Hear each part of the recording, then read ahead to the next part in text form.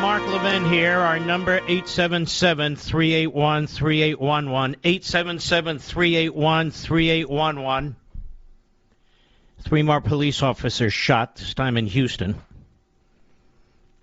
And you can go online and you can see a security camera footage captured the chase between the police officers and this individual. And the number of police officers shot this year is a record, and shot dead. There are, in fact, illegal aliens involved in a number of these shootings. Just as there was an illegal alien involved in the synagogue outside of Dallas, Texas. Now, a couple of things here. We must have long memories, folks. It wasn't that long ago that I had to come behind this microphone day in and day out and defend police officers in this country against lies about systemic racism, against lies about shooting people of color, blacks in particular. On and on and on it went. And there is now an obvious, to those who care, trend here. That the Democrat Party and the media are destroying this country. They're destroying the civil society. They're taking up the case of the reprobate. They're taking up the case of the offender. They're taking up the case of the illegal alien. They push the narratives, the anti-American narratives. They defend these various American Marxist movements. They're of these various American Marxist movements. Racism, bigotry, anti-Semitism, you name it. Now this is very serious. When you have a corrupt media, an intellectually dishonest media,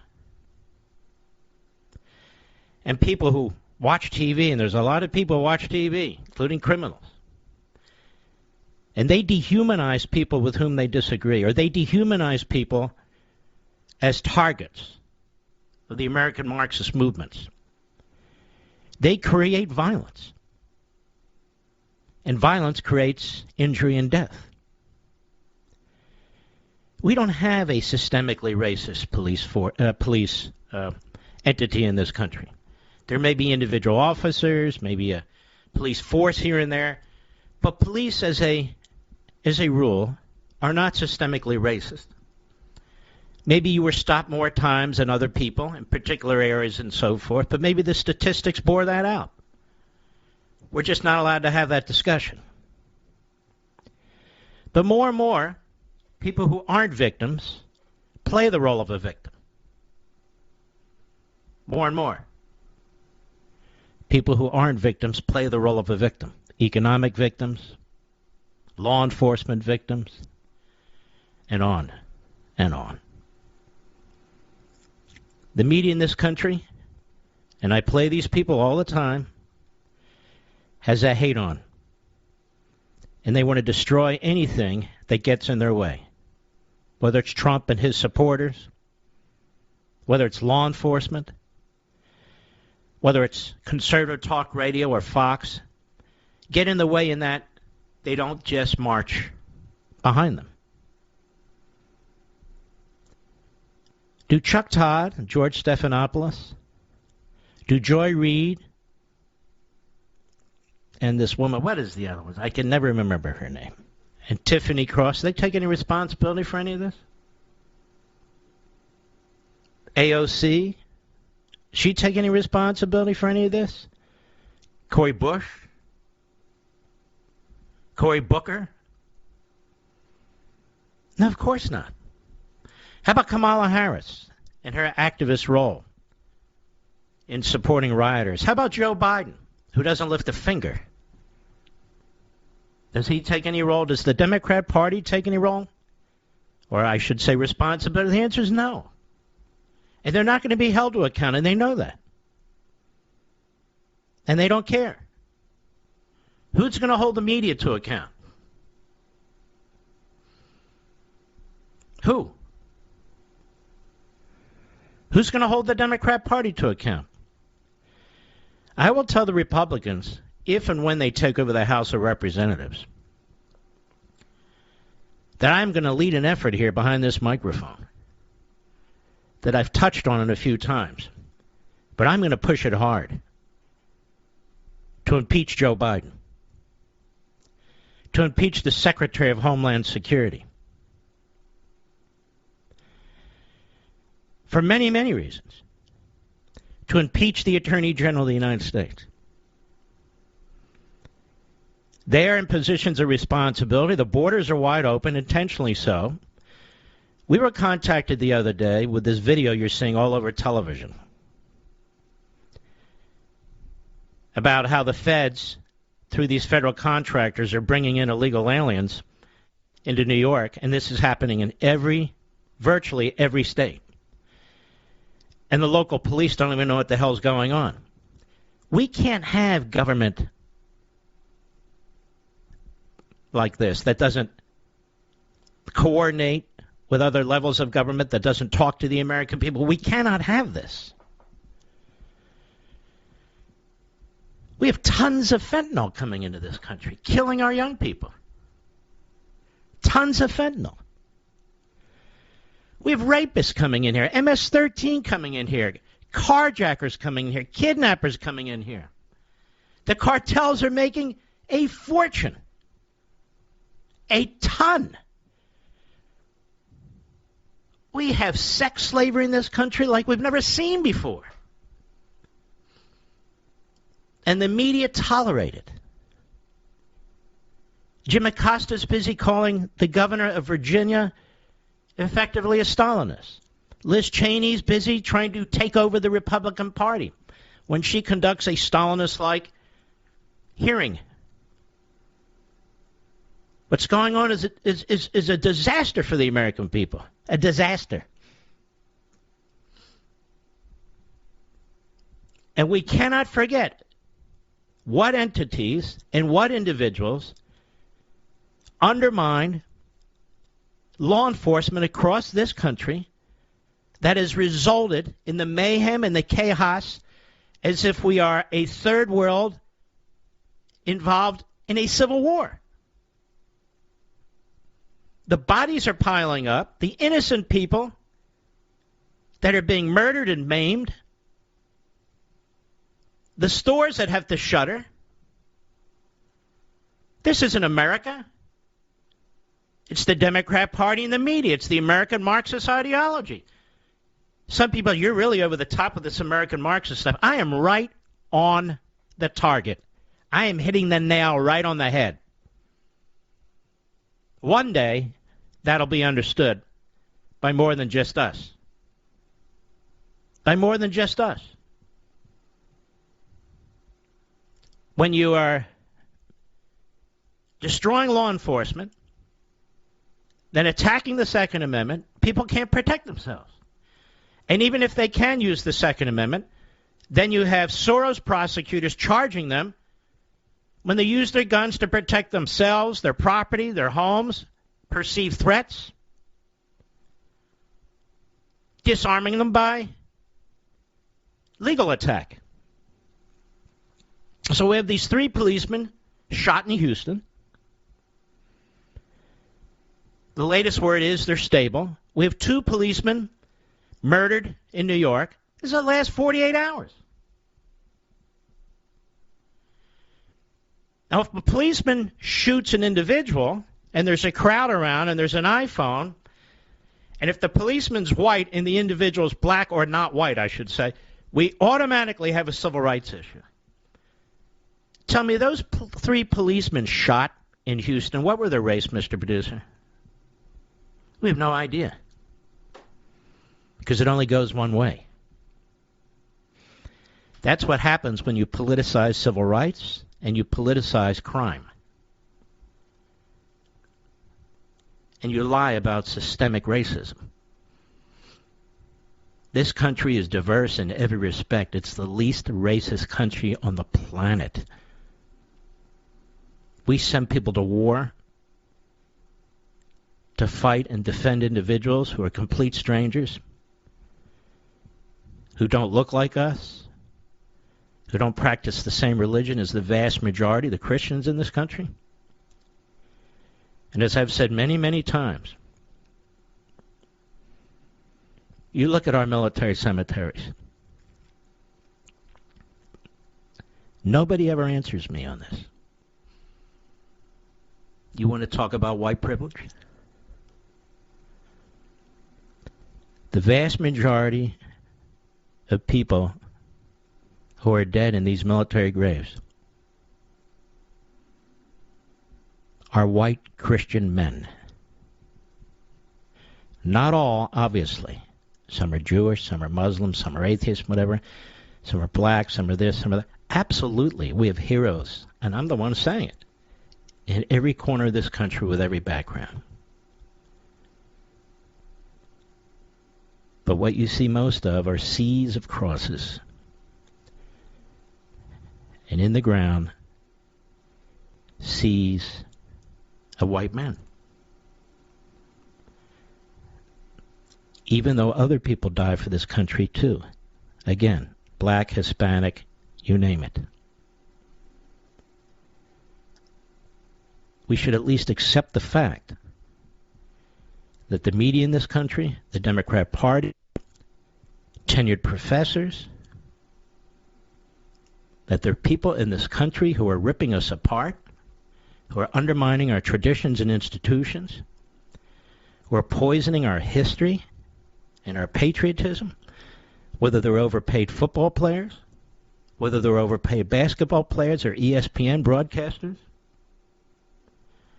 whether they're overpaid broadcasters at CNN or MSNBC, whether they're tenured, useless professors at one university or another, whether they are individuals making a fortune off of books promoting America as a racist nation, whether they are union bosses and Democrat politicians. I'll be right back. Mark Levin.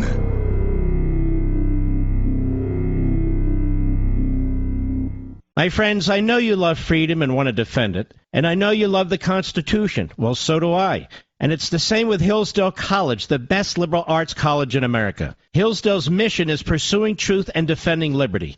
It gives its undergraduate and graduate students the best education, and it is working to make this education available to all. But today, I want to tell you about Hillsdale's free monthly speech digest of liberty. It's called Imprimis. Over 6 million households and businesses receive Imprimis for free every month, and you can join them by subscribing at levinforhillsdale.com.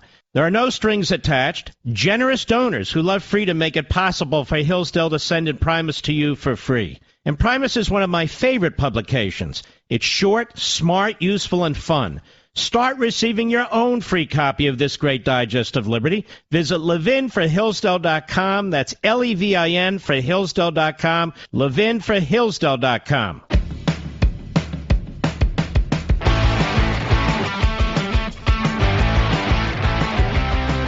We had a very smart caller last evening who asked me what I thought was a relatively straightforward question. Can the Vice President of the United States, as the President of the Senate, break a tie vote, cast a tie vote, should there be a 50-50 vote for a Supreme Court nominee? And I said yes. After the program, I wasn't happy with that answer. And I think the caller's inference is it's fairly complicated. The caller, if that was his inference, is correct.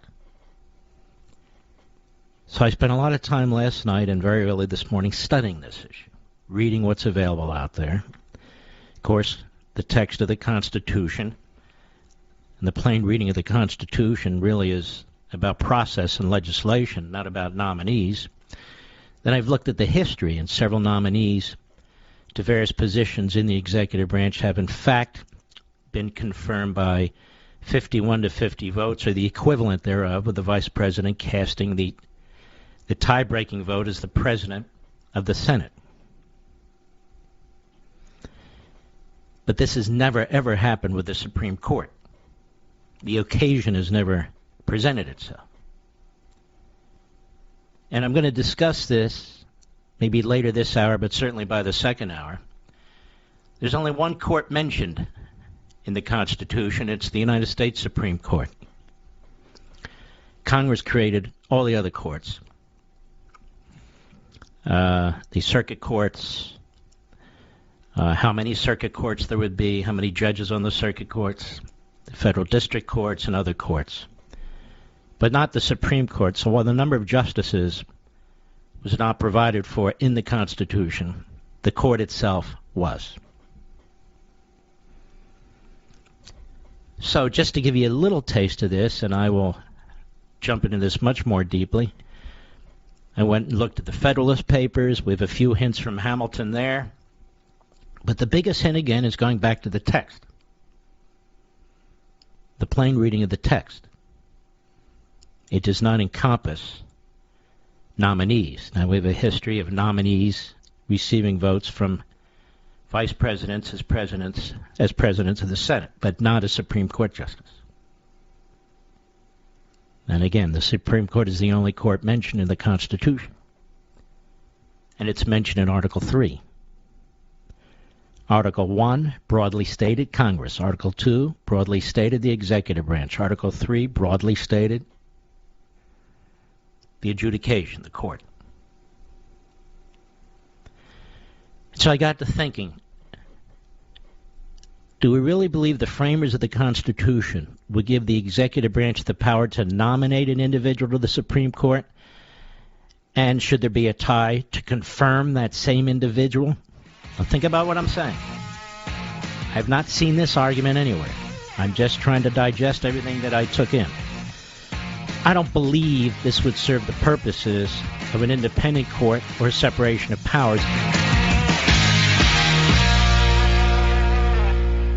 My friends, I know you love freedom and want to defend it, and I know you love the Constitution. Well, so do I. And it's the same with Hillsdale College, the best liberal arts college in America. Hillsdale's mission is pursuing truth and defending liberty.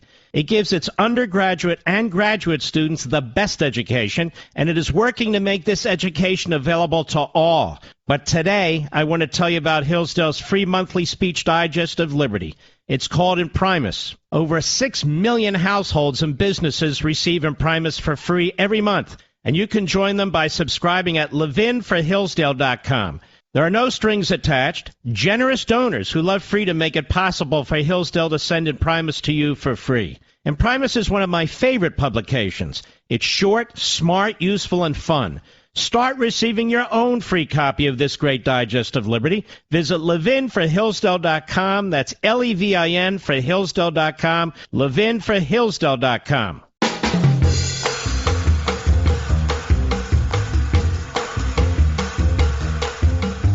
This is Radio Free America on the Mark Levin Show. Call now, 877-381-3811. Well, since I started it, I guess I should elaborate a little bit and underscore it, so the backbenchers, when they regurgitate it tomorrow, they will have this straight. As you know, to keep it as elementary as I can, the Constitution sets up 3 separate branches. This wasn't a foregone conclusion. There were big battles over this, trying to figure it out, the best way to handle this. There were also objections to the proposal that the vice president should be the president of the Senate. But quite frankly, they didn't know what other job to give the vice president. And so if the Senate's tied, they needed a way to address that. So the vice president serving as the president of the Senate, you know, the vice president of the United States could sit up at that chair in the Senate every day because she's the president of the Senate. Doesn't have a lot of power. Cast a vote, you know, oversee the parliamentary procedures, or Robert's rules, if you will. So if there's a tie vote, she can vote to break the tie votes on legislation. What about on nominees? Early on, when it came to certain types of nominees, vice president would cast the vote. There was some debate about it, not a lot of litigation. There's a little bit of litigation about this, actually, but not a ton. And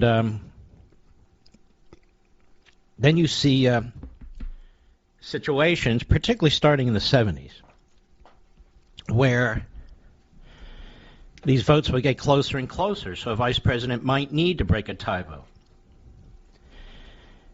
Now, Vice President Pence voted many times, more than most vice presidents, to break a tie vote for cabinet nominees.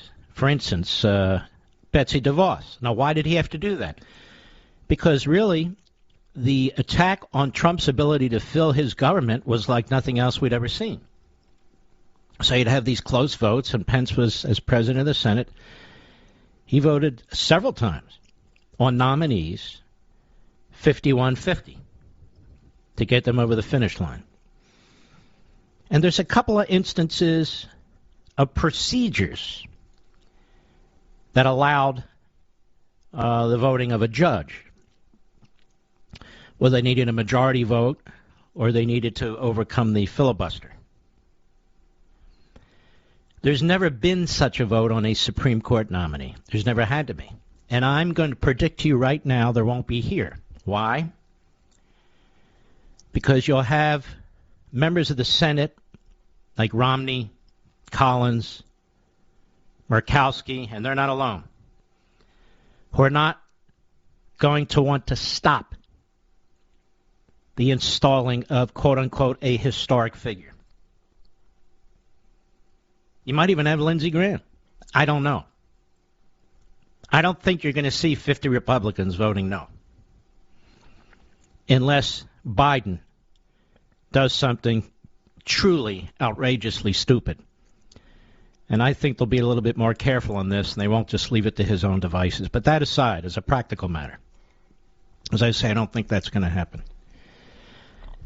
I don't think there's any good arguments, as I've studied this now, for the position that the Vice President of the United States can cast a tie vote to confirm a Supreme Court justice. I think all the arguments are to the negative.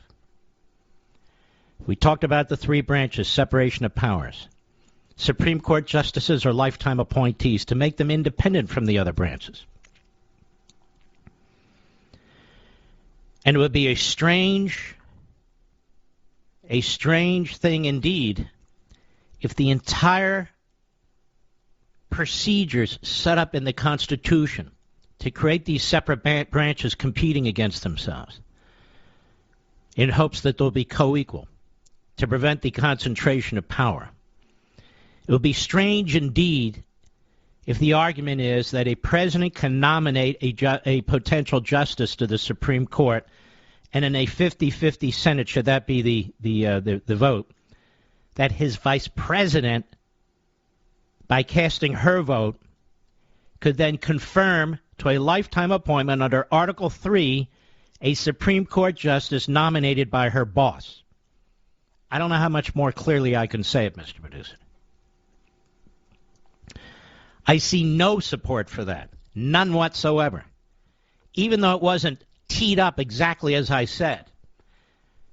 For all the other reasons, when you read the Federalist Papers, when you look at the structure of the Constitution, when you look at the arguments that were made in Philadelphia, to allow the Vice President as the President of the Senate to cast a tie-breaking vote on a Supreme Court justice literally undermines the entire enterprise. But here's the next question. So, number one, I don't see it happening as a practical matter. Number two, I don't think constitutionally it can be supported in any way. Anyway. But here's the next question, number three. The Democrats are brazen. They're power hungry. They're rogue. They have no respect for the Constitution, even though they wave it around when they can, and those who wrote it. They've made that abundantly clear.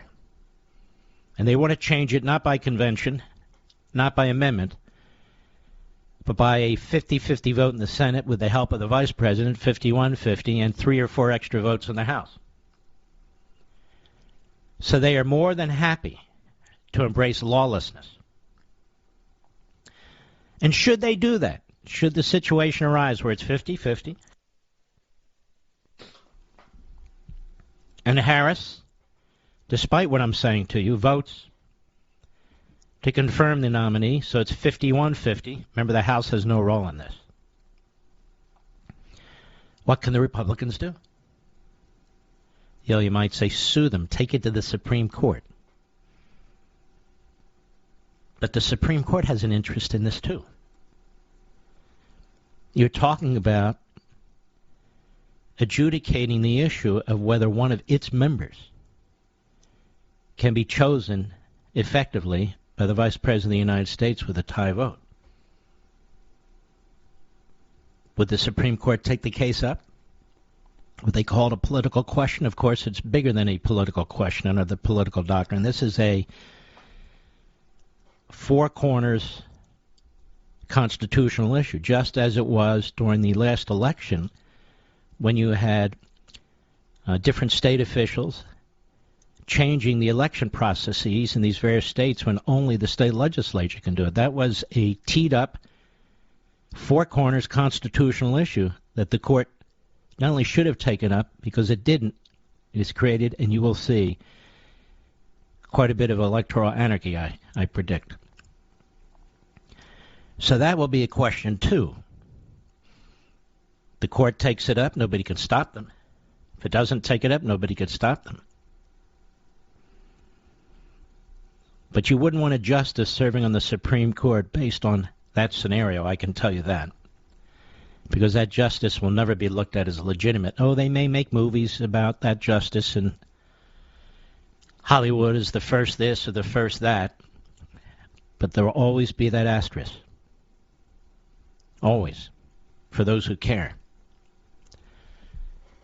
But who knows? So if you take the opposite position, you bump into, you don't bump into, you crash into the separation of powers issue. You crash into the text of the Constitution, you crash into the Federalist Papers, and you crash into the fact that you really don't have any argument to support your position other than to say that a vice president serving as Senate has voted before on nominations. We're not talking about nominations. We're talking about the Supreme Court, the only court that is actually created directly by the United States Constitution. I hope that clears things up. I want to thank the gentleman last night, I forget his name, for the question. It deserved more attention, and now I'm giving it more attention. This much we do know. I'm going to take a little early break here because I'm going to need the bit longer segment. I have an article in front of me, Black Lives Matter unaccounted for after leaders quietly jump ship. Now, this is a big deal. This is a big deal. Because we had to deal with this for 2 years. What is going on at Black Lives Matter right now? Does it even exist? We'll be right back. Mark Levin.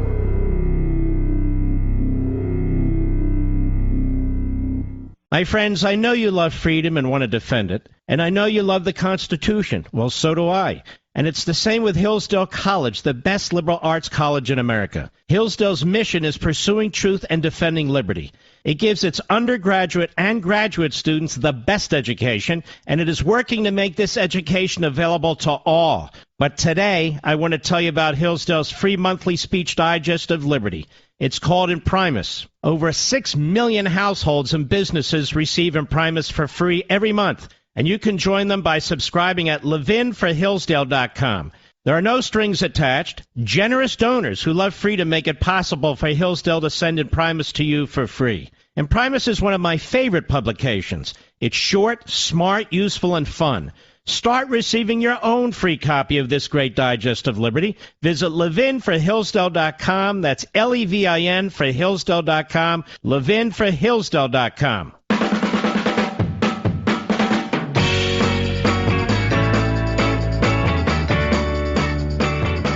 Some, by the way, are rightly pointing to Federalist number 69.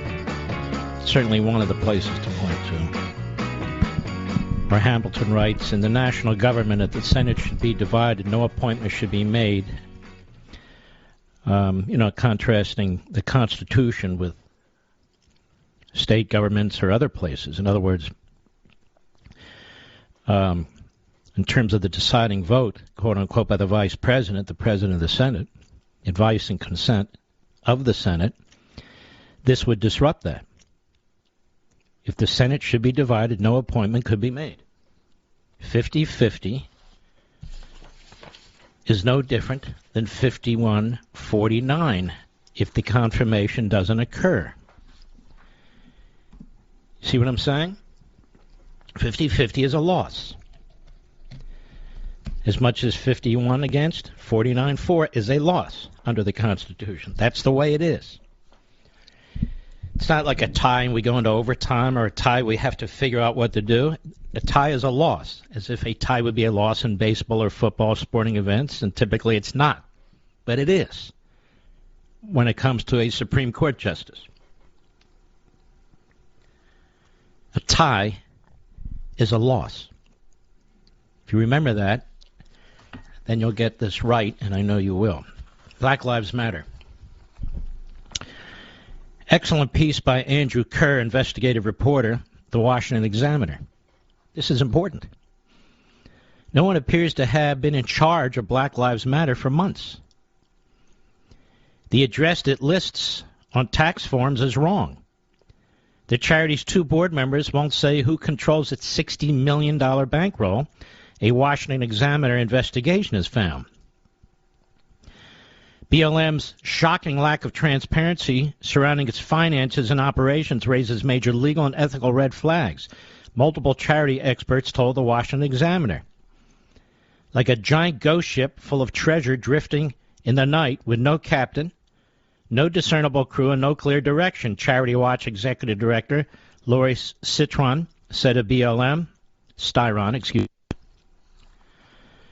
BLM co-founder Patrice Cullors appointed 2 activists to serve as the group's senior directors following her resignation in May amid scrutiny over her personal finances. But both quietly announced in September that they never took the jobs due to disagreements with BLM. They told the Washington Examiner they don't know who now leads the nation's most influential social justice organization. That's not correct. It's a Marxist organization. Paul Kamenar, counsel for the conservative watchdog group, the National Legal and Policy Center, he's terrific, and that group is terrific, said a full audit and investigation into Black Lives Matter Global Network Foundation, the legal entity that represents the national BLM movement, is warranted. He said this is grossly irregular and improper for a nonprofit with $60 million in its coffers. BLM previously came under fire from local black activists after the New York Post reported in April that Cullors, then its executive director, had spent $3.2 million on real estate across the United States. The reports, the BLM denied allegations that Cullors spent BLM funds on her personal properties. However, BLM and other activist organizations under Cullors' control offered contracts to an art company led by the father of her only child, the Daily Caller reported. Cullors announced in May she was stepping down and that activists Makani Themba and Manifa Bandeli would lead the organization as senior executives, but Themba and Bandeli revealed in September they never actually took the job because of disagreements with BLM's, quote, acting leadership council, unquote. They both told the Washington Examiner they do not know who took over as BLM's top executive after their departure, and neither would say who served on the council. We never actually started in the position, so we never received any detailed information. Now, while a charity's finances are ultimately the responsibility of its board of directors, BLM's bylaws explicitly state it's the executive director, quote, who shall have charge of all funds and securities of the corporation, unquote. Look at that, Mr. Producer, a Marxist corporation. The 2 remaining BLM board members, Shalamaya Bowers and Raymond Howard, did not return numerous requests for comment, asking who's been in charge of BLM and its money since Cullors left the charity in May. Well, how intriguing. We can't get a basic answer. Bowers served as the treasurer for multiple activist organizations run by Cullors, including BLM PAC, and a Los Angeles-based jail reform group that paid Cullors $20,000 a month and dropped nearly $26,000 for meetings, quote-unquote, at a luxury Malibu beach resort in 2019. I wonder if they're counting as Hunter Biden, Mr. Producer. As recently as last Friday, Howard's LinkedIn profile stated he's the director of operations for, quote, an international social justice organization, unquote. His page was modified after the Washington Examiner contacted Howard for comment. Now states he serves as the director of operations for, quote, a nonprofit. A reference to Howard's position as the finance operations manager of New Impact Partners, a Daytona, Ohio-based consulting firm owned by his sister, was also removed from his LinkedIn profile. Boy, this overthrowing our government business is getting very complicated and lucrative for some people. Also, as recently as last Friday, a website for New Impact Partners attributed a quote to Raymond from Black Lives Matter Global Network Foundation, thanking the consulting firm for its help solving BLM's organizational challenges. The attribution was removed from the website after the Washington Examiner asked Howard how much BLM has paid his sister's firm. Now, despite New Impact Partners' apparent efforts to conceal its affiliation with BLM, the consulting firm continues to solicit applications for its, quote, talent network, unquote, which it says will connect job applicants directly to BLM and other activist organizations. Longtime charity expert Doug White said it's a red flag that BLM won't answer basic questions about its finances or leadership structure. $60 million isn't chump change, White said. What BLM does is of tremendous social importance, that they won't give an honest or complete or straightforward answer in regards to its leadership is a concern. Not only do they not have an executive director right now, we think, but they also don't want to tell you how the organization is being run. My goodness. Well, and it goes on and on. Kamenar said his watchdog group believes there should be a full audit. Bottom line, a lot of questionable financial activity, organizational structure, location of the books, etc., that call for a full investigation. So will the IRS conduct a full investigation of Black Lives Matter? Will the Joe Biden IRS do so? And by the way, will they conduct a full-scale investigation of Media Matters to see if they are, in fact, a nonprofit, bipartisan, nonpartisan charity? By all means, isn't that what Media Matters is? There seem to be a number of organizations that get a pass. But my focus here is on Black Lives Matter and its various intermediaries, umbrella organizations, which all do not seem to have a named leader or executive. Where did all the money go? All you chumps who donated to this organization, all you clowns, corporatists, clown mayors who wrote their name in the streets. Why don't you follow up and tell us, where is Black Lives Matter? I'll be right back. He's here. Now, broadcasting from the underground command post, deep in the bowels of a hidden bunker, somewhere under the brick and steel of a nondescript building, we've once again made contact with our leader, Mark Levin.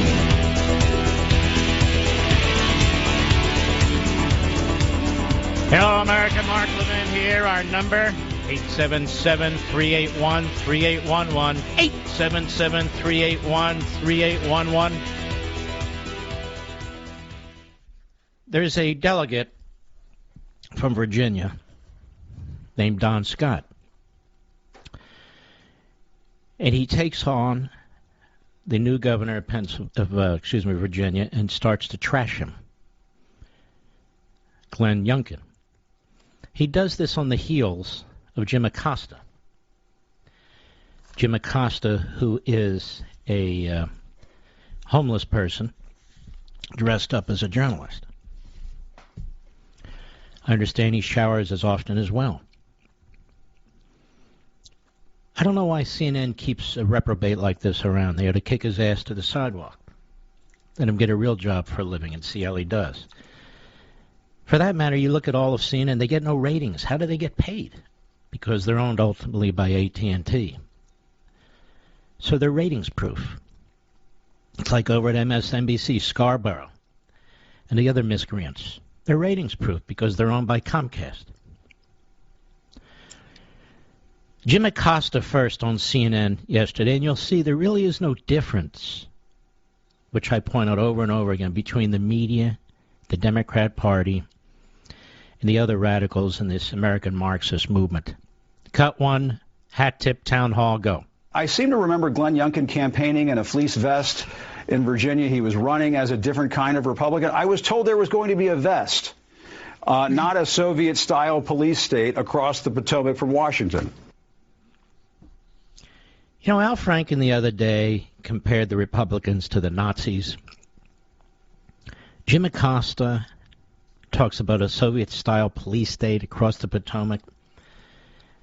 Jim Acosta is part of a Soviet-style mindset.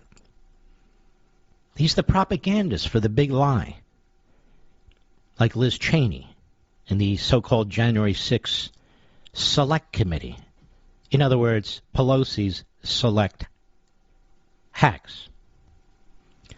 Picking up on this theme was Delegate Don Scott Jr., whom none of you ever heard of before, Democrat, of course. Cut two, go.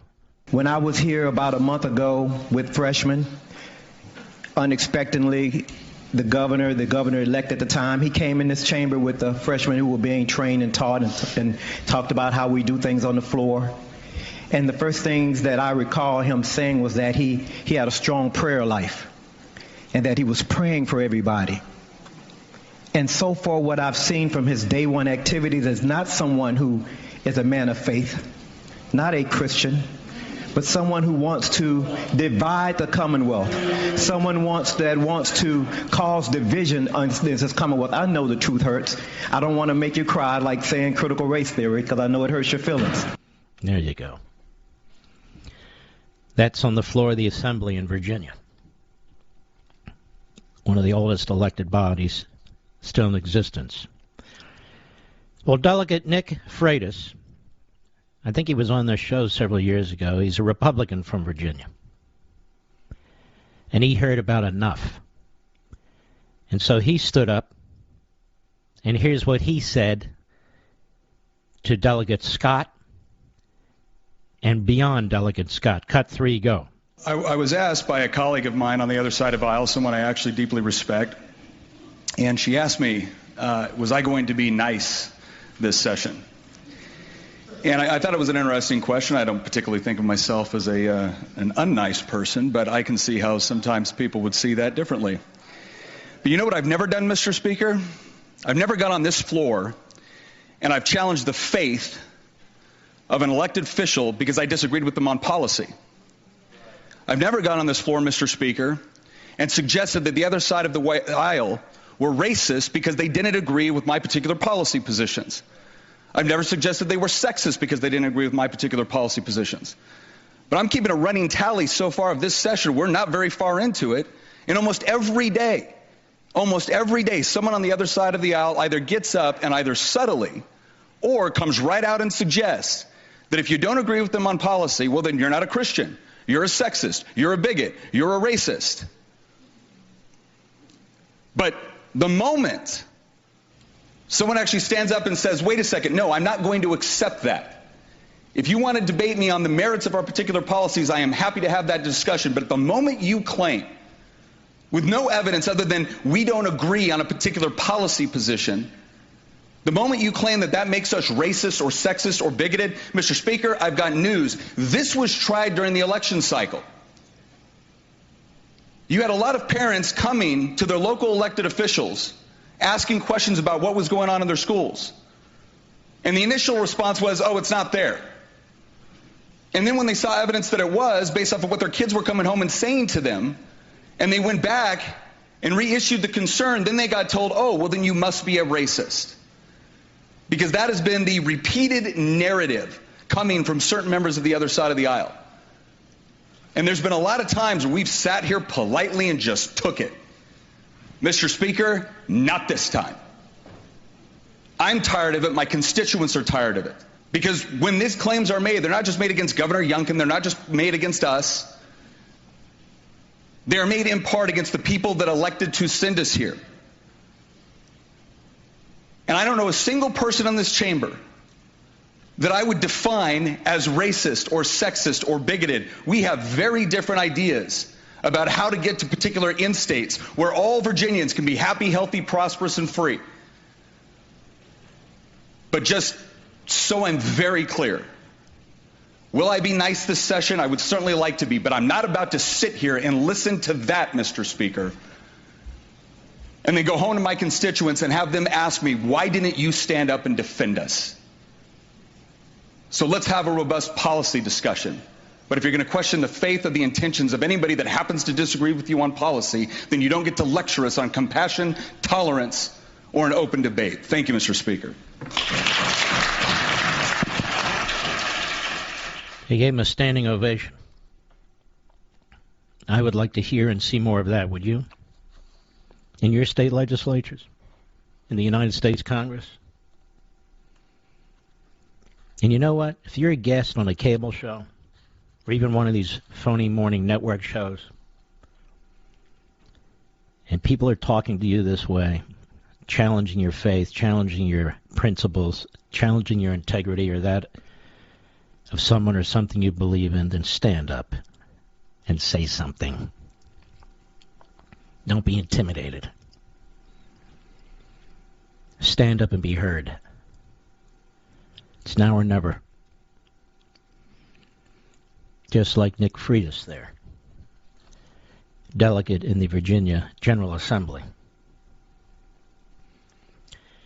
And when he stood up and spoke not far from where Patrick Henry stood up and spoke. Where Patrick Henry stood up and spoke. Who gave one of the greatest speeches of all times, which most of you were never taught, on whether or not Virginia should fight with the other colonies for its independence. That was the give me liberty or give me death speech. Patrick Henry was a great man. I think they call him right now white racist, I think. I'll be right back. Mark Levin.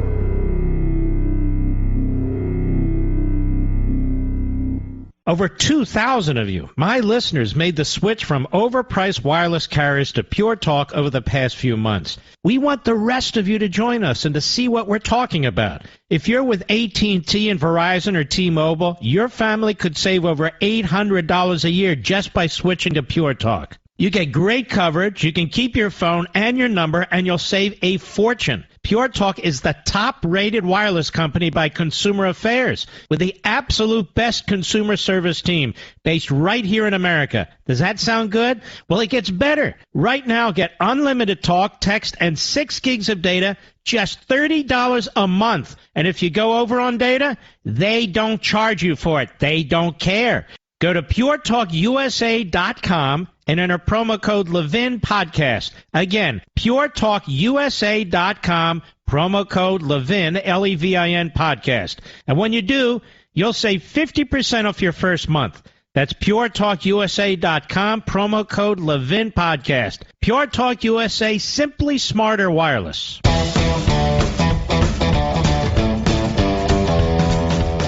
It's an amazing thing. Who is it today who is trashing the election processes in this country? It's amazing, isn't it? Just it's incredible how they can be hypocrites, contradict themselves. The Democrats keep trashing the election system because they want to own it. They want you to lose regard for it. They want you to get behind their efforts to nationalize it on behalf of the Democrat National Committee. This is their big push, as we've discussed. There's not a single proposal that would strengthen the election process and would prevent fraud. Not one. So they're the party of fraud just by their own actions. You can see that. Can you prove it? Yes, I can. Look at what they're proposing. Why wouldn't you have voter ID? They seem to be saying minorities are too stupid to follow voter ID. No, actually, the Democrats who run that party are too stupid in the way they treat minorities and other people in this country. And we can go down the list, can't we? So, they trash the system. And here's James Clyburn at the Washington Post today. Post does it. Slimes do it. They all do it. Cut 4, go. We need to beef up our funding for our election. We need to have Election Day as a national holiday. Why is it that we have elections on Tuesdays? In most countries like ours, the elections are on weekend. Elections are on the weekend? Folks, we have elections for 4, 5, 6 weeks leading up to Election Day. What's he talking about? And almost every industrialized country, they've gotten rid of drop boxes and mail-in voting. So he wants to play that game? He doesn't care. Ends justify the means. That's the nature of the Marxist mentality. He's just power hungry. And so are the Washington Post and the New York Slimes and the rest of their media. Go ahead. But no, our election is on Tuesday. We know why elections have been put on Tuesday. Working people, they have to go to work. Working people. I thought it was the Constitution. And for states, working people. Let me ask you a question. Aren't you sick and tired of people like this who make it sound like it's so hard to vote that people are really prevented from voting? Now, we've been told that people of color have a more difficult time to vote. Elderly have a more difficult time to vote. Millennials have a more difficult time to vote. Poor people have a more difficult time to vote. And now we're told working people have a more difficult time to vote. All you have to do is what the Democrats want. Now ask yourself a question. Why do they want Election Day as a national holiday? Ask yourself a question. Why? Why do they want to do that? Why don't they want voter ID? Why? Why do they want harvesting after an election? Why? Because they've figured out it helps their party. It helps their party. It's that simple. Or they wouldn't propose it. It's like open borders. They figure that helps their party. They wouldn't promote it. Spending trillions in debt. They figure it helps their party or they wouldn't do it. They do everything because remember what I said. This is the key. For the Democrat Party comes first. I say it over and over again. I've done monologue after monologue, comment after comment. I even did one monologue on Fox. I said, are we the United States of America or the United States of the Democrat Party? Which is it? It's the latter, apparently.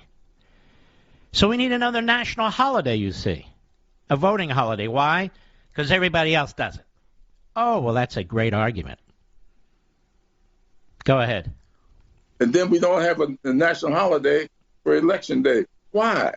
It's because it was built for the elite. It was built for the elite? Man, we have a lot of people who are the elite in this country, don't we, Mr. Producer? If you accept the figures from the last election, if you do, we had over 155 million people vote. There's 320 million people in this country, and not all of them are eligible to vote. Many of them are children or teenagers or aliens or what have you. But you see, they're the elite. So he is a liar. He's a pathological liar. He's always been a pathological liar. He trashes our institutions the way he trashed federal law enforcement at the Portland Federal Courthouse, calling federal law enforcement stormtroopers. Now he embraces stormtroopers.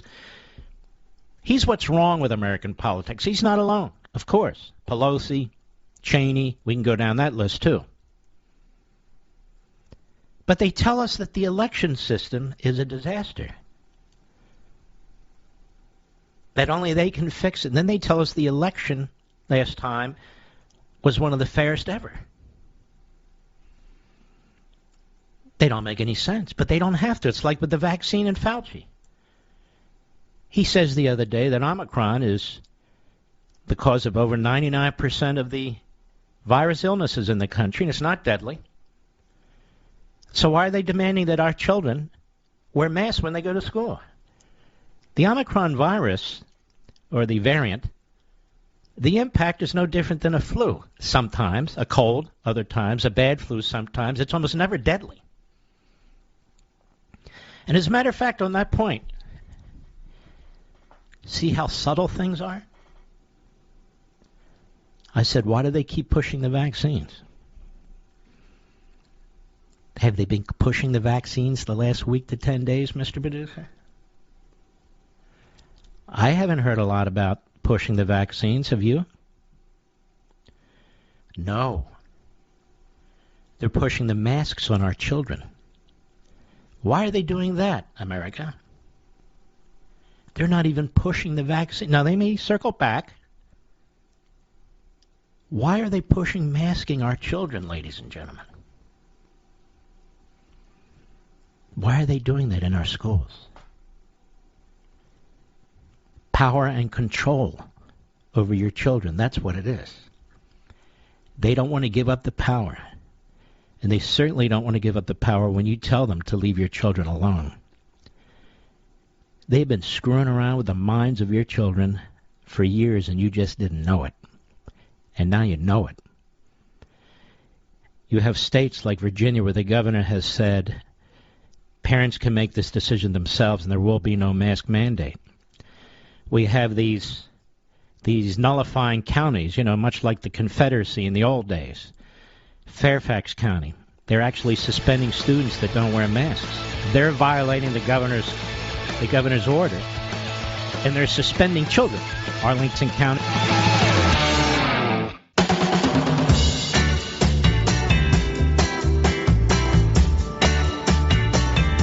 The Mark Levin Show, live and national at 877-381-3811. There's another pernicious activity that's taking place. And one of the reasons I mention these things on the radio, because a lot of you, there's not a lot you can do, But there are influential people in government at all levels who listen to this program. They're columnists, opinion makers. So it's important not to blow things up. This is very important, and I bet you've never even thought about this, because I hadn't.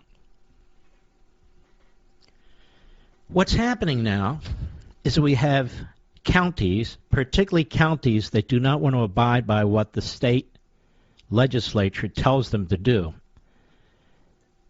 And you have a federal government that wants to come between these states, particularly in the Republican states, come between the executive and the legislature in the state and these counties.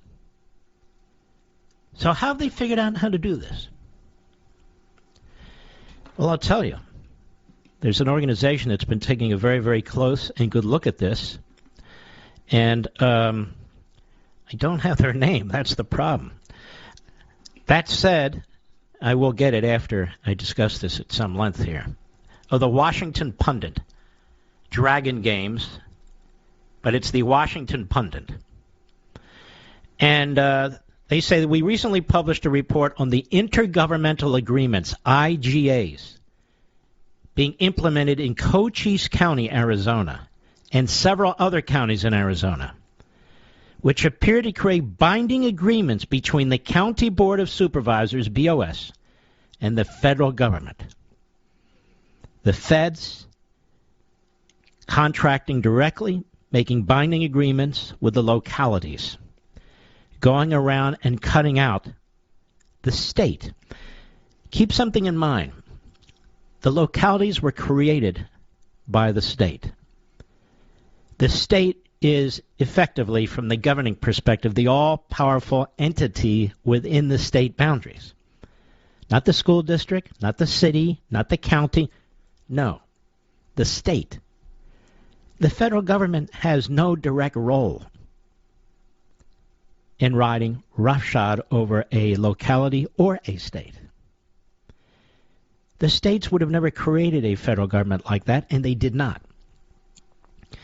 But as you know, the American Marxists, centralized government, they're always thinking of ways to defy the Constitution and the rule of law. In exchange for significant amounts of money, these county boards of supervisors under terms of the IGA, that is the intergovernmental agreements, must do as they are told by the Centers for Disease Control and Health and Human Services Secretary. There do not seem to be any restrictions on the government's power over these county officials, and the boards of supervisors are seemingly enslaving their constituents to the federal government, all without approval from the state legislature. These people are so diabolical. They're so evil. We previously showed IGA agreements had been set up in Cochise and Pinal counties. We began doing a little digging to see what other counties in Arizona might have created these backdoor agreements with the feds, and an alarming pattern emerged, and you should check your own county and your own states. It appears that nearly all the conservative counties and those with military bases have been targeted for intergovernmental agreements. In contrast, more liberal-leaning counties have received funds from the federal government but have not been locked into similar agreements. So you can see what's happening. Blue counties are compliant no matter what. They want to get around their state governments, the Republicans. But conservative red counties and more military-populated counties, they're told, if you want this money or that money, you need to sign this deal with the federal government, the CDC. And so they outline details of other counties in Arizona that have implemented these troubling agreements with the federal government. We will have this, as we always do, on my website, marklevinshow.com, soon after the program, where any article or any original source that I use is linked there, and this will be linked there as well. So they have these intergovernmental agreements, these IGAs. And this is how they're getting around these governors and these state legislatures. And in the blue states, it's not a big deal because they're more than happy to comply. In fact, some of them go further. I thought you'd want to know about this because this is now the latest scheme. And you're going to see this scheme used by HUD, and it is being used by HUD to destroy single-family housing, to destroy homes with white fences and maybe an acre of land or half an acre or 2 acres or whatever. You're going to see more and more of this because the government is not working to improve your life. The government is working to control your life. And that's what the Democrats stand for. It's really that simple. Now, I want to begin this, even though I don't have a lot of time in this segment. We told you the other day about Bill Mulligan, the reporter at Fox News, reporting on how ICE is releasing illegal aliens with criminal histories. Don't worry, it's just a misdemeanor, they said. Like what? Assault and battery? Oh. Drunk while intoxicated, under the influence? Whatever happened to mad in these other groups? I would think they'd be mad right now. Our government is intentionally letting people into this country with criminal records. That's the bottom line. They can call them misdemeanors. These are dangerous, dangerous criminals. Illegal aliens are coming into this country. We don't have the foggiest idea who they are. You have to assume a certain percentage are murderers, rapists, child predators, and we happen to know a certain percentage are. And, of course, we have no idea what kind of illnesses they're bringing with them. None. Let alone the coronavirus. The science. Just remember the science. This is something that morons like Joe Scarborough and his wife and others cannot explain. These exclusions for illegal aliens, they can't explain it. So they just attack you, the American citizen, because that gets them ratings with the 17 leftists who watch their program and, of course, the North Korean generals. So here is Bill Mulligan, Fox News today, about ICE releasing illegals with criminal histories. Cut 5, go. Meanwhile, we have been witnessing our own mass releases of illegal immigrants here in the RGV this week. This is video we shot yesterday in Brownsville, where we saw well over 50 single adult male illegal immigrants just dropped off by ICE near a parking garage in the city and released into the public. You're watching as an NGO leads those men across the street to a bus terminal. Many of those men had ankle monitors on. Several of them were hiding their faces from our cameras. An ICE agent came forward to me who's been involved in mass releases and told me this has been discreetly going on since last spring. He told me that ICE has been releasing migrants with misdemeanor criminal records, including assault, DUI, drug possession, and illegal reentry. I reached out to ICE about that this morning. They did not deny it. They told me all releases are done on an individual case-by-case basis, and they consider all factors when doing so. And back out here live, I also asked that ICE agent, are U.S. taxpayers footing the bill for migrant travel? He told me they work with NGOs. The NGOs will ask the families of those migrants to please provide an address and buy them a bus ticket or a plane ticket to a city of their choosing. If that doesn't happen, the NGO will buy the ticket themselves, then bill the federal government for reimbursement. That agent went on to tell me that he feels the Biden administration has turned ICE ERO into an unofficial travel coordination agency, and morale has never been lower. Absolutely incredible. If that's not an impeachable offense, then we might as well remove the impeachment clause, because only the Democrats use it, and they only use it unconstitutionally. Now, well, this isn't a dispute over a word in a transcript of a phone call that was perfectly fine, ladies and gentlemen. I wonder if the January 6th committee is going to investigate how many Americans have been killed, have been maimed, have been raped as a result of their policies on Capitol Hill and their policies in the White House, the Biden administration and the Democrat Party. I wonder if they're going to do an investigation into how many young Americans have died from fentanyl. Record numbers. Or are they going to do an investigation on how many young girls are now sex slaves and missing? Maybe this impeachment investigation can be conducted by the committee that oversees immigration. We've had the Intelligence Committee do it before. These are real impeachable offenses for official high crimes and misdemeanors. You're not free to ignore immigration laws. You're not free to ignore immigration laws. Now, I want you to listen when we return to border agents reaming out Alejandro Mayorkas, because this was taped. It's going to be hard to hear, so when we come back, you'll need to raise your volume. We will raise ours as well. We'll be right back. Mark Levin.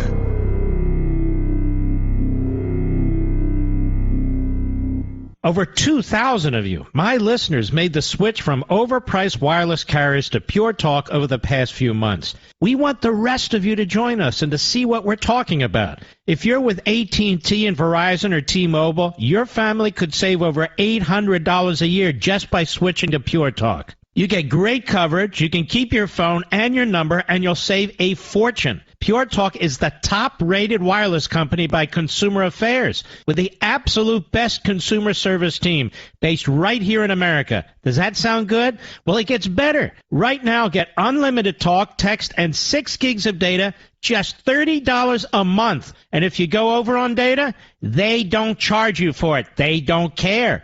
Go to puretalkusa.com and enter promo code Levin Podcast. Again, puretalkusa.com, promo code Levin, L-E-V-I-N Podcast. And when you do, you'll save 50% off your first month.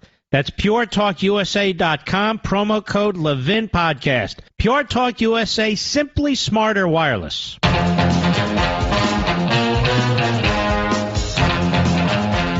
Border agents to Alejandro Mayorkas on a leaked audio. We'll try and play it as clearly as we can. I may have to read it out to you afterwards. Cut 6, go. Every time something important comes here, we rush out. We have 50 more buses that come in, and they take as many people out of here as they can. guys keep saying you want to see how it really is down here. Why do we keep sending as many people out of here as we can before they get here? It's not really showing what it is. I'm not exactly sure I follow. Sorry. So, TPC, this whole area back here, before you come down, before anybody comes down, a senator, it doesn't matter. They bus as many people out of here as they can to whatever other sector. It may appear that people are trying to showcase that everything's hunky-dory. We know better. I know better. The commitment remains, and we'll keep fighting. And let me just say, you can turn your back on me, but I'll never turn my back on you. The day you were appointed. Many of these ICE agents turn their back on him. Agent, every time someone important comes here, we rush out. 50 more buses come in, and they take as many people as they can.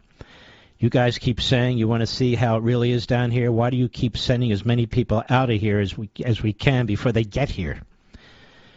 Mayorkas says, I'm not exactly sure I follow. Sorry, and they laugh at him. Agent, that whole back there, that whole area, before you come down, before anybody comes down, a senator, it doesn't matter. They bus as many people out of here as they can to whatever other sector. It may appear that everything's hunky-dory. We know better. I know better. Mayorkas. The commitment remains that we'll keep fighting, and let me just say, you can turn your back on me, because they turned their backs on him, but I'll never turn your back on my back on you. Does he even know English? Agent, you did the day you were appointed. ICE is furious. The Border Patrol's furious. What is going on here is utter mayhem, anarchy, and lawlessness. It's bleeding into our cities. The crime, the school districts. Now, who does this benefit? It benefits, apparently, the Democrat Party, or the Democrat administration wouldn't be doing this. Who else does it benefit? Nobody. This isn't in the best interests of the United States of America. It's not in the best interests of our school systems, local law enforcement, our hospital systems that are all overrun. This is an impeachable offense.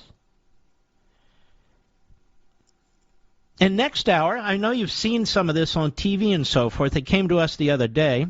Hat tip Rob Astorino, who's been an executive in Westchester and New York and so forth. Government contractors at the Westchester airport, they're bringing in illegal aliens to New York. The local cop in charge has no idea what they're doing. Again, that's enough. This is impeachable whether the Democrat Party likes it or not. He's here. He's here. Now, broadcasting from the underground command post, deep in the bowels of a hidden bunker, somewhere under the brick and steel of a nondescript building, we've once again made contact with our leader, Mark Levin.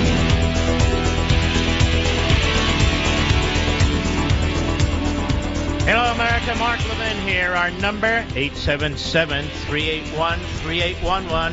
Hello, 877-381-3811. All right, now, as promised, we have these government contractors working for the feds who are moving illegal aliens throughout the country, including young males who do not have families with them, and some of whom have criminal records, and some of whom they have no idea what kind of records they have. We're paying for them. We're paying for their transportation. Some of them are being flown to locations. Some of them are being bused to locations. Some of them are being both. And apparently, in many cases, they get to choose where they want to go. I am virtually speechless about what's taking place in this country. And so we have these government contracts. They're at the Westchester airport. Now, I remember when I was a young guy, Westchester, New York, was a rock-rib Republican area, wasn't it, Mr. Producer? Not anymore. It's a Democrat area. And as the former executive there, Robert Astorinos, told us, it was targeted. It was targeted by the bureaucrats. The zoning issue about destroying the suburbs really started in Westchester, used as a guinea pig, and all these other things. And now, of course, they're dropping off illegal aliens into Westchester. They're doing this all over the country, except perhaps Wilmington and Delaware. I wish these governors, I don't mean the Larry Hogan types and the Clown Baker in Massachusetts, I mean real governors, Republican governors, would get together, have a plan, and do as DeSantis suggested, just bust them all into Wilmington. And I know we have an affiliate in Wilmington, and I apologize, but hey, beanbag brain came out of Wilmington. There's nothing I can do about it. So you're going to hear, it's a little hard to hear, and if it's too hard to hear, I'll circle back, as the Pasaki likes to say. You're going to hear a contractor, then you're going to hear a Westchester police sergeant. And then you're going to hear the contractor, and you're going to hear the sergeant again. So turn up the volume. Excuse me. Cut 7. Go. We're not allowed to have the picture taken while we get on base. Yeah, look. Unbelievable. Yeah. And who's that by? DHS? Yes. That in the United States Army. We're on a federal installation, so but DHS wants everything on the down low. I can give you my state ID, but our work ID, we're not allowed to let anyone take a picture. The one that's right there? Yeah, we're not allowed to. Okay, I'll take your name. I don't care. State ID's fine. Yeah, state ID, but my thing is I like to comply. You know what I'm saying? I comply. Everybody, easy. Yeah, technically, we're not supposed to show IDs or anything like that. Like I said, everything's supposed to be hush-hush. But you know what? If I show you my ID and I'm up front with you, the next time you see me, hey, I know who he is. Yeah, it's easy. See what I'm saying? And then if you don't, I can just not let you out. Not only that, but you can also turn around and say, hey, you know what? I'm not in them either. Yeah. So I'm like, I don't play that game. You know, I like to easy peasy. I like to go sports. You got a job to do. I got a job to do. We all got jobs to do. All right. Now we have another clip, but let me break that one down.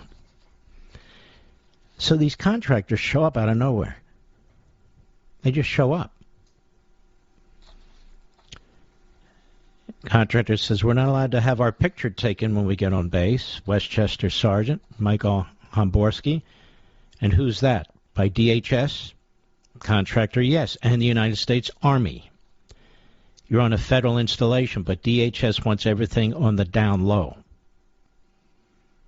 Contractor. I can give you my state ID, but work IDs we're not allowed to let anyone take away. Yeah, we're not allowed to. All right, so let's stop there. So they're operating in secret. This is a subterfuge. And they've been told in advance, local law enforcement or whatever, don't reveal yourselves. Don't reveal yourselves. Go ahead. Then it says, let's see here. Okay, I'll take your name, says the police sergeant. I don't care. Your state ID is fine. Contractor, yeah, state ID is working. Contractor, listen, my thing is I like to comply, and you heard the back and forth. But there was more. Cut 8, go. You don't want to be somewhere where the spotlight is here. You want to try to keep it as down low as possible. A lot of this is just no, I get it. I just, like I said, stuff that we don't tell people because what we don't want to do is attract attention. We don't want the media. Yeah. Like we don't even know where we're going when they tell us. I get the whole secrecy and all this, but this is even about my secret. Yeah. You know what I mean? Like, you know what I mean? And why? You know why? You know why? Yeah, I know, but why? Yeah. Come on. No, but what's the big secret? Everybody knows it's happening. You know why? Because I get out. The government's betraying the American people. The government is betraying the American people. At the top, contractor, you don't want to be in somewhere the spotlight is. You want to try and be as down low as possible. A lot of this is just down low stuff that we don't tell people because we don't want to attract attention. We don't want the media, like we don't even know where we're going. And when they tell us, I get the whole secrecy and all that's S, but this is even about my F pay grade. The F, you know what I mean. You know why. Look who's in office. Sergeant Michael Homborski, what's the big secret? Everybody knows it's happening. Contractor, if it gets out, the government is betraying the American people. Now we have Sergeant Homborski and the bus driver. The bus driver first. Cut 9, go. You trying to figure out what this is? Yeah. Good luck with that. Yeah. So we've been having, you're on a secure facility here, and we don't really know anything, and we're in charge of security. So that's hence where we're having a problem here. So yeah, we're hanging out here on the tarmac, just like that. I don't know anybody. I used to pick up basketball teams that have more security. 100%. Yeah. And very easily, few people could just go that way. So I'm here to see where they're coming from. Oh yeah. I mean, it's slowly coming together, but we also don't know, really what's happening, how they're getting here, whatever else. So the bus driver says, well, you're trying to figure out what this is? Good luck. Sergeant Michael Homborski, Westchester cop. You're on a secure facility. We really don't know anything. We're in charge of security. That's where we're having a problem here. Bus driver. I used to pick up basketball teams that have more security. Sergeant Homborski. Slowly coming together. We still don't know what's really happening, how they're getting here.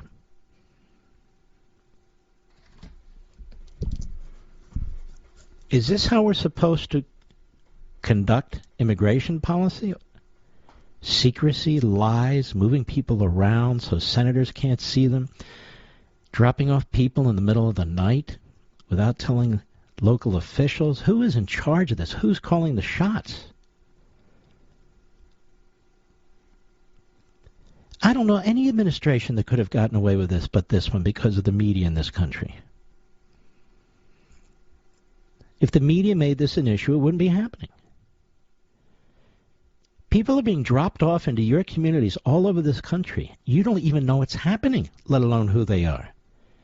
The federal government takes absolutely no responsibility for them once they drop them off. That is, if they commit crimes, track them down, make sure they show up for their administrative judicial hearings. No, they don't. And then they tell you it's not happening.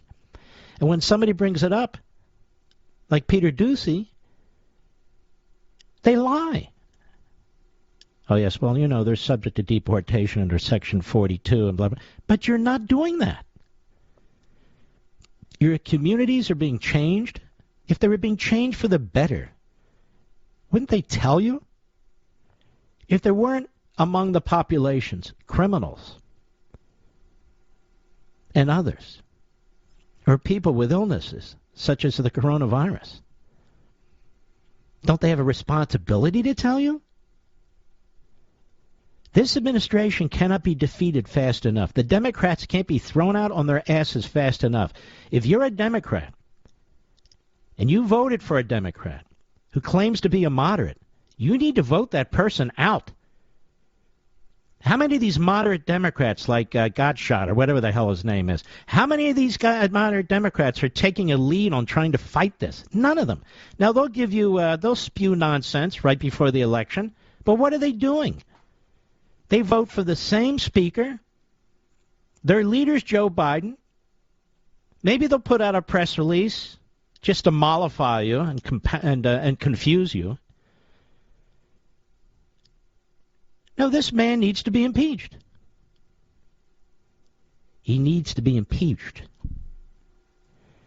How many of these moderate Democrats will support that, ladies and gentlemen?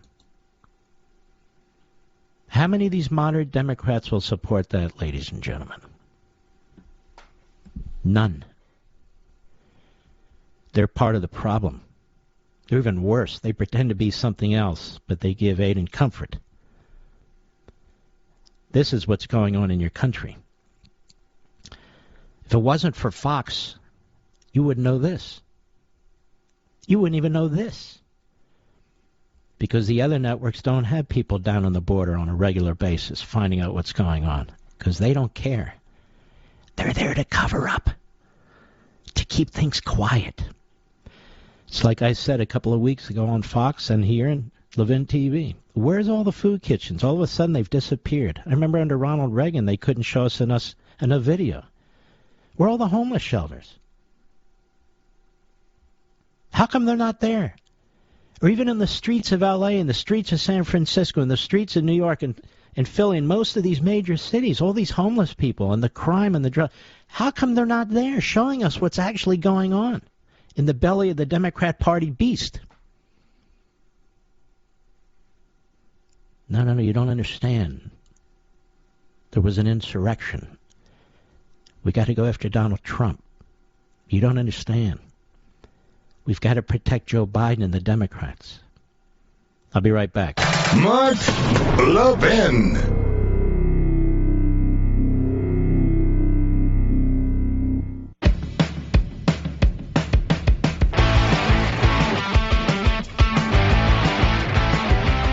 Joy Behar is on The View today. She's on The View every day, unfortunately. She's your typical moronic yenta who knows nothing. A real ditz, if you will. She says things that are radical and extreme, that are hateful. Nothing profound, nothing substantive. She's too stupid for that. She failed in radio, she failed in comedy, so of course she's on network TV. She's a big mouth. She's a blabbermouth. That's what she is. She likes to attack people. She's an Alinskyite because of their race, because of their genitalia. She seems to be focused a lot on genitalia lately, doesn't she, Mr. Producer? And then she's there with Sonny Houston. They have these names that are actually the opposite of what they are. Like Joy Behar. Her name should be, what a depressed bastard Behar. I think that would be a better name, don't you? Or Sonny Houston. Sonny. It should be something to the effect of, I don't know, actually. It should be something like depressed, nitwittery, Sonny here. She's a lawyer. Did you know this? She's a lawyer. I don't know if she was a slip and fall lawyer. I don't know if she was an ambulance chaser. I do know this. She's another moron. And so it shouldn't be called The View. It should be called Mornings with Morons, I think. I think that's what I'll call it for now on, Mr. Producer. Mornings with Morons. We can't call them women. We're not allowed to do that anymore. They cannot be identified by their presumed genitalia. Sonny Houston's down for the revolution in her mansion. I think she lives on like 5 acres, doesn't she, Rich? Big, big home, very, very wealthy, she and her family. She's down for the revolution. I don't know where Joy Behar lives. In some sewer system. Nonetheless, here she is. Cut 12, go. Well, you know, you could make the case that somebody like Amy Coney Barrett was put in there because she's a white woman who they say, well, she'll go against abortion rights, and she's a woman. So that was deliberate, I think. Clarence Thomas, a black guy. Okay, hold on a second. I'm no fan these days of her, Barrett. I think she's been, I think she's betrayed a lot of people in terms of her application of the Constitution. I think she was put in there because she's a woman. You're not allowed to say that, you idiot. She's a birthing person. I think she was put in there so she goes against abortion rights and she can say she's a woman. What deep thinking as she slobbers her way through. I wouldn't want to be in the green room watching her eat an apple, would you, Mr. Producer? So that was deliberate, I think. And then Clarence Thomas, a black guy. You notice how white leftists, particularly white left-wing women, can talk about black guys? Go ahead. Man, a justice, okay, I'll give it to him. He's a smart guy. But he is to the right of Attila the Hun, this guy, and they put him in there. How do you know anything, number one, about Attila the Hun? Because you don't. And number two, what have you read that he's written? Hey, look, he's the right of Attila the Hun. This is highbrow here at Mornings with Morons here. Yes. Go ahead. Oh, a black man will go against voting rights, which is what he does. And it was a when did he go against voting rights? When did Clarence Thomas go against voting rights? Just because he doesn't support the radical left-wing agenda. When did he go against voting rights? What case are you talking about? You're talking about the 1965 Act? Do you know what it says? Do you know what the trigger mechanisms are in there? Where are the clapping seals by about now? Shouldn't they be jumping in, the audience, handpicked? I think they move between Stephen Colbert's audience and the Mornings with Morons. Go ahead. Very tricky business they're pulling over there when you think about it. Not to mention shut up, you idiot. You slobbering buffoon. Should be doing a lounge act in Elizabeth, New Jersey. I'll be right back.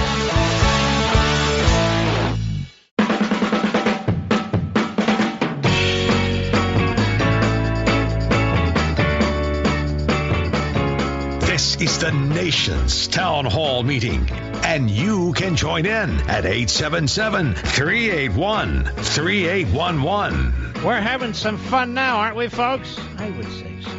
So we have this Sunny Houston, I guess her name is. Houston, Houston, whatever. And there's nothing sunny about her. Dreary Houston, I guess we'll call her. And she's on The View today, and she speaks for the entire African-American community. How do we know? Well, she assumes that position. That's how. It's that simple.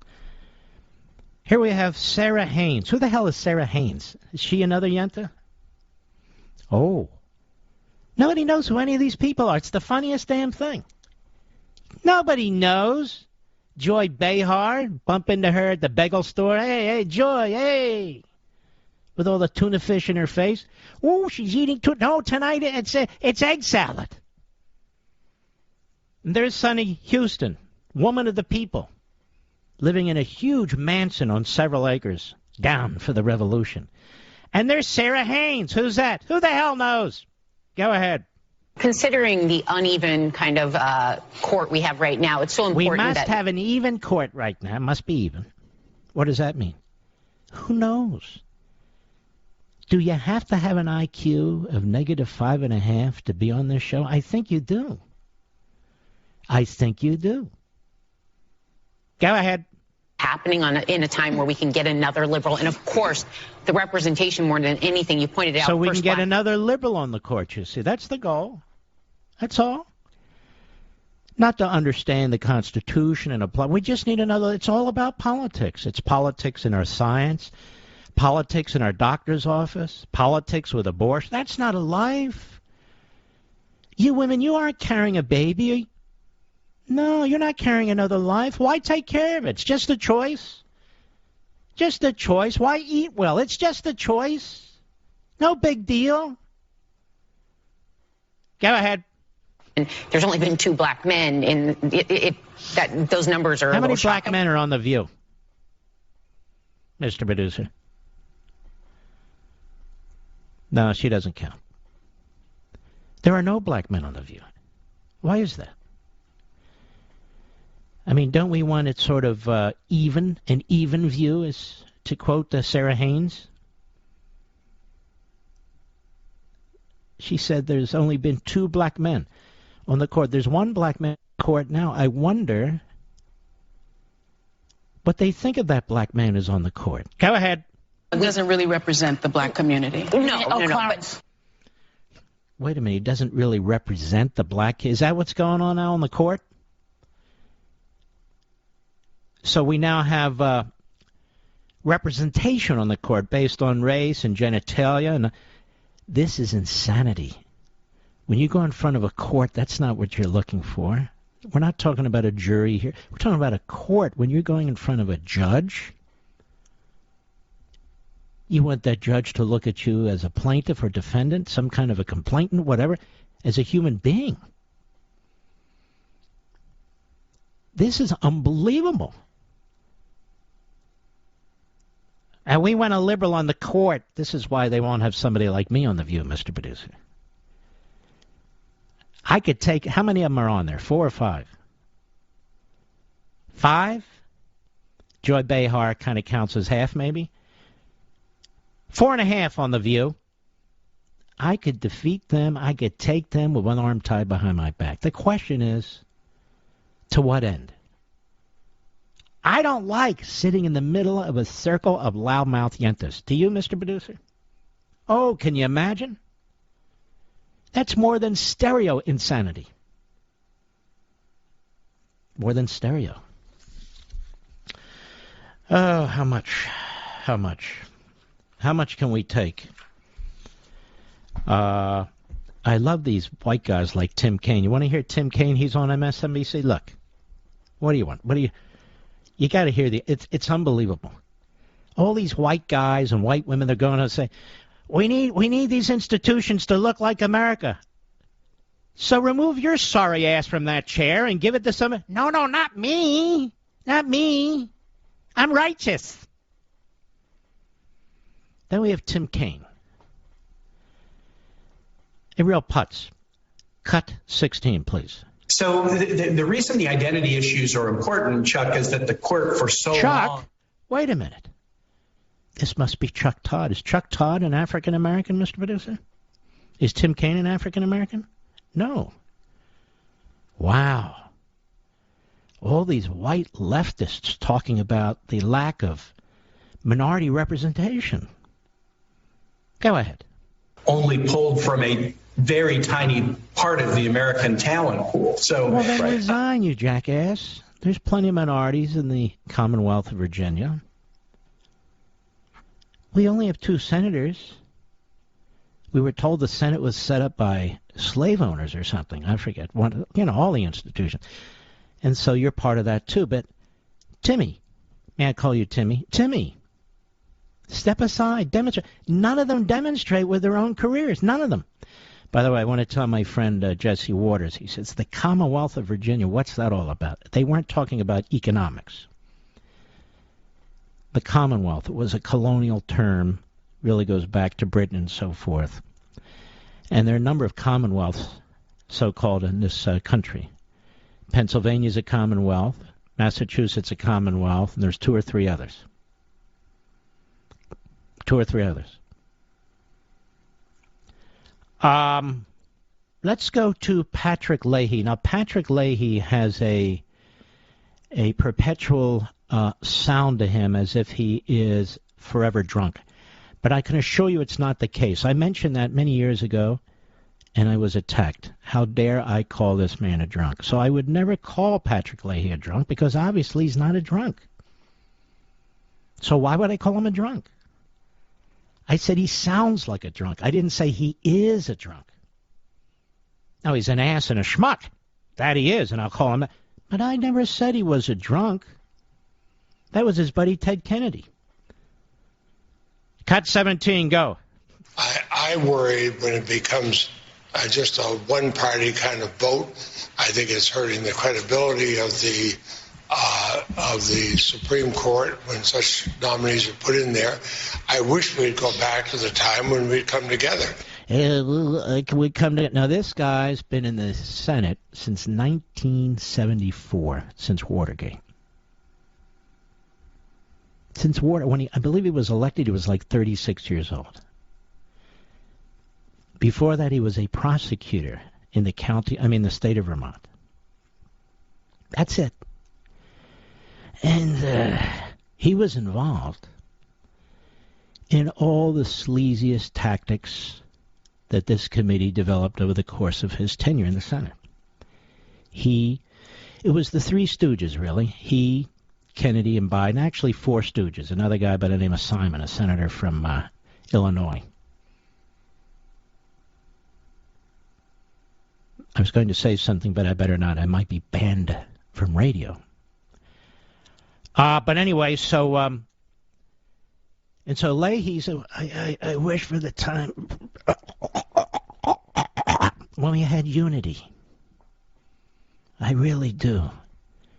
So now the Republicans need to get behind whomever Biden nominates. You know, the way the Democrats did with Kavanaugh and Thomas and Bork and Alito and on and on and on. Just get behind, unite behind the Democrats. Yeah, that's what we gotta do. I'll be right back. Mark Levin.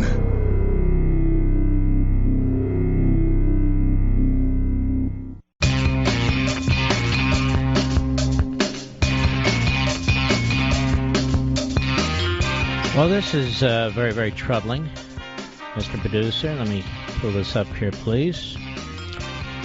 1 minute, folks. So I get this. CNN is leading. Tweeted, a senior Ukrainian official says that the Biden-Zelensky call, where Biden is calling Putin's right-hand gopher, did not go well, quote-unquote. And, Zelensky, let me correct that. That's the president of Ukraine. He says the Biden-Zelensky call did not go well.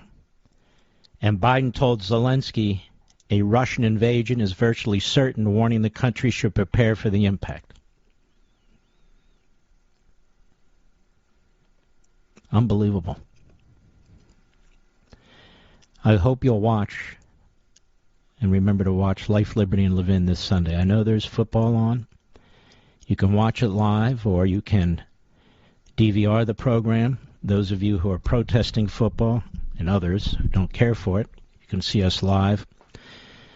But please DVR it if you don't, if you're not able to. Half of the show we're going to discuss Russia, the other half China, because I believe they're coordinating now.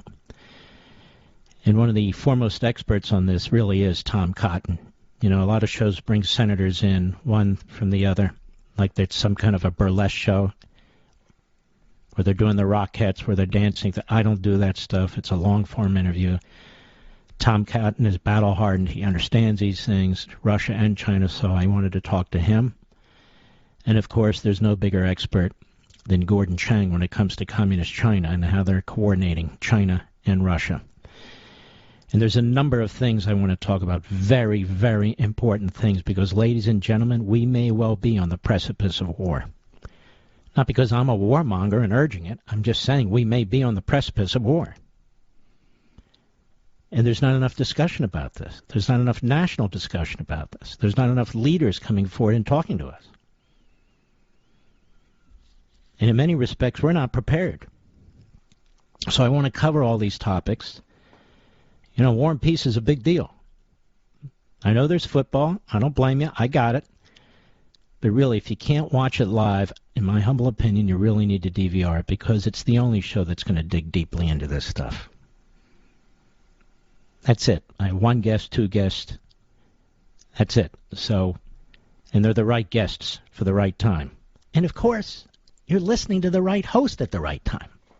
In my humble opinion, of course. Well, we know why we're here. We know who pushed for this so-called commander-in-chief, his wife, and the rest of his family, the Democrat Party, and the media. This is on them in terms of our side. But don't get me wrong. What Russia does in Ukraine is not our fault. What China does with Taiwan is not our fault. Don't get me wrong. They're the enemy. But at least let's acknowledge they're the enemy. And in the case of Biden, does he intend war? No. Neither did Neville Chamberlain. But he's a buffoon. He's not mentally up to the job. He's never been mentally up to the job, even when he was much younger. Much younger. And he's created a number of provocations by showing weakness and a failure to commit to our allies. We have American citizens who are still in Afghanistan, and I'm pretty sure for Putin and Xi and Un and all the rest of it, that really grabbed their attention. They watched more closely than we did the surrender in Afghanistan and the consequences. In addition to the human toll, $85 billion in equipment, we've never seen anything like this before. And neither had the Russians, the Chinese, the North Koreans, or the Iranians. When you look at Iran, they're walking all over Biden and this administration. Iran knows that they're going to succeed in getting a nuclear weapon and multiple nuclear weapons, and it'll be in the course of this administration within the next year or so. And what is Biden doing? He opened the oil spigot to them so they have more money to work with. He had South Korea pay the dues at the UN for the Iranians. Trump had them on the ropes. Even the UK and others are putting out word that what the United States is trying to do with Iran is shameless. It's unbelievable. You look at Russia. He comes in. He cancels a nuclear deal we had with the Russians to limit what they could do unilaterally. Unilaterally opens the pipeline between Russia and Germany. Just a disgrace. They see this. They see it. Communist China sees it too. How he bends over backwards, but that whole family's paid off by the Communist Chinese, in my opinion, and in the opinion of Peter Schweikert, who knows exactly what's going on. Exactly the wrong man in the Oval Office. Exactly the wrong party in control. AOC, Pelosi, Schumer calling the shots in Congress. They're not even focused on what's going on in the world. Unbelievable. Well, we'll stick together. We'll keep focused on it. We salute our armed forces, police officers, firefighters, and emergency personnel. God bless each and every one of you, and I'll see you right here tomorrow. Take care.